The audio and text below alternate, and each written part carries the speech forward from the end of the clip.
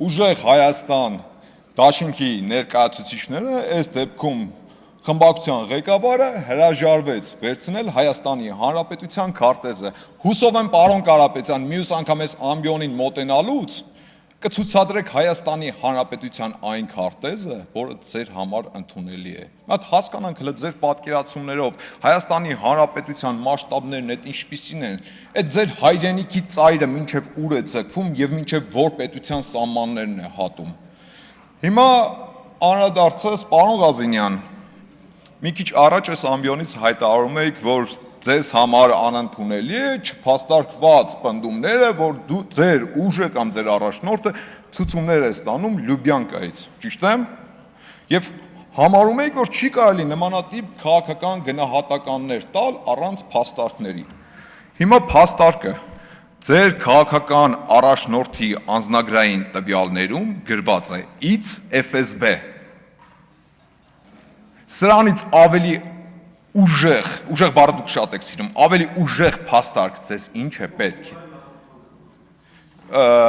Ինձ թվում է ձեր ամբողջ քաղաքական կուրսն է հումորային, պարոն Ղազինյան, եւ մարդու անձնագրային տվյալներում գրված է It's FSB, այս մարդիկ նեղանում են, թե ինչի եք մեզ կապում Լյուբյանկայի հետ։ Չնայած ինչ որ առումով, եթե անկեղծ լինենք, ես արդեն իսկ սկսել եմ կասկածել, արդյոք պետք է այս մարդկանց կապել Լյուբյանկայի հետ։ Ես արդեն կարծում եմ, որ ձեր հումորային քաղաքական կուրսը Լյուբյանկայում չեն կարող լուրջ ընդունել, ու դուք ձեր ցուցումները ստանում եք ոչ թե Լյուբյանկայից, այլ ընդամենը Կալուգայի հարկայինի պետի տեղակալից։ Հիմա մեկ ուրիշ պնդման անդրադառնամ, հարգելիներս, ձեր խմբակցության ներկայացուցիչները գալիս են այս ամբիոնից, մեզ մեղադրում են այն հարցում, որ դպրոցներ են փակվում։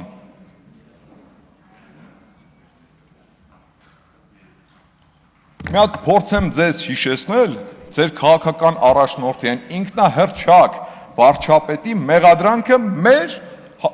այս դեպքում իշխանության հասցեին։ Բառացիորեն ցիտում եմ. սրանք ինչի են այսքան շատ դպրոցներ կառուցում, որովհետև ուղեղ չունեն։ Հասկանում եք, չէ՞ աբսուրդը որտեղ է կայանում։ Ձեր քաղաքական առաջնորդը մեզ մեղադրում էր շատ դպրոցներ կառուցելու մեջ։ Հիմա դուք եկել եք այս ամբիոնից ուզում եք համոզեք, թե դպրոցներ են փակվում, այն ինչ դա անընդունելի է ձեզ համար։ Հələ մի հատ եկեք կողմնորոշվեք, էլի ժողովուրդ ջան։ Հիմա դպրոցներ են կառուցում, թե դպրոցներ են փակում։ Դպրոցներ կառուցելը լավ է թե վատ է, որովհետև ձեր քաղաքական առաջնորդը ասում է, սրանք ուղեղ չունեն, դպրոցներ են կառուցում։ Անդրադառնամ մեկ այլ հարցի, որքան էլ մենք պայմանավորվել ենք, եւ ես հուսով եի, որ այդ պայմանավորվածությունը կյանքի կկոչվի, եւ փորձում եմ ինձանից կախված ամեն ինչ անել, որպեսզի այո, մեր քննադատությունները, մեր բանավեճերը ընթանան բացառապես բարեկրթության սահմաններում։ Երեք ձեր քաղաքական առաջնորդը ինքնահռչակ վարչապետ Սամվել Կարապետյանը իրեն թույլ է տվել իշխանության հասցեին անել նմանատիպ արտահայտություն, չտես Գյորմամիշեն։ Կներեք, այս ինչ է ժողովուրդ։ Քաղաքական հայտարարություն։ Հիմա այդ նույն քաղաքական հայտարարությանը ես կփորձեմ այդ սահմաններում պատասխանել ու արձագանքել։ Եկեք մի հատ էլ հասկանանք ընդհանրապես ով է Գյորմամիշը։ Մենք ենք Գյորմամիշը, թե դուք եք Գյորմամիշը, որ հեծի միջոցով զորամասերի վրա հավելագրումներ եք անում։ Մենք ենք Գյորմամիշը, թե դուք եք Գյորմամիշը, որ մանկապարտեզների վրա հավելագրումներ եք անում հեծի միջոցով։ Չէ, հասկանում եք, չէ՞, այստեղ աբսուրդը ինչումն է կայանում։ Մարդիկ հավելագրումներ են արել ինչերի վրա, զորամասերի վրա, մանկապարտեզների վրա։ Հարգելիներս, այդ հավելագրումների միջոցով ում հացնեիք ուզում կտրեիք, էլի մի հատ կբացատրեք հասկանամ։ Զինվորի, թե մանկապարտեզի երեխեքի։ Հիմա ով է Գյորմամիշը։ Գյորմամիշն ով է, որ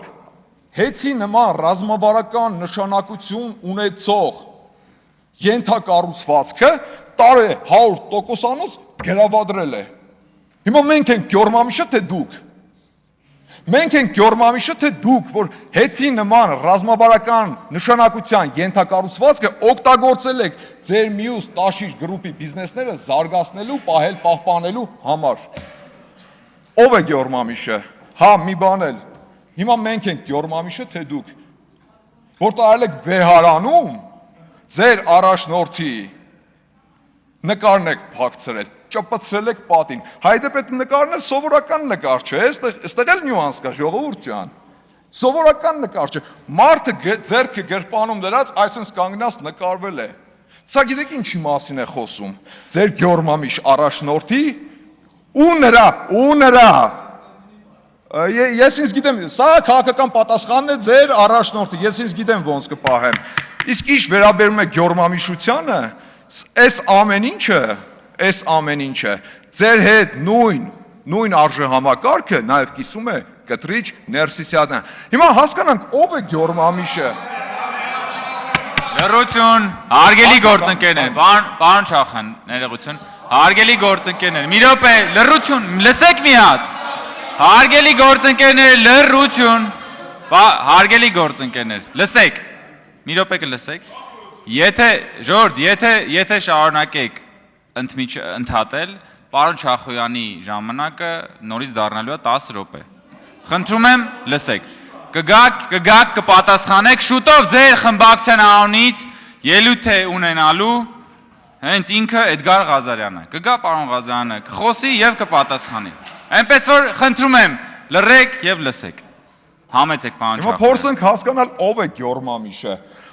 ափսոս էլի այս նստատեղերը դատարկ են, Լևոն Քոչարյանի հայրը Ռոբերտ Քոչարյանը 400,000 դրամ աշխատավարձով դարձել է դոլարային միլիոնատեր, եթե ոչ միլիարդատեր։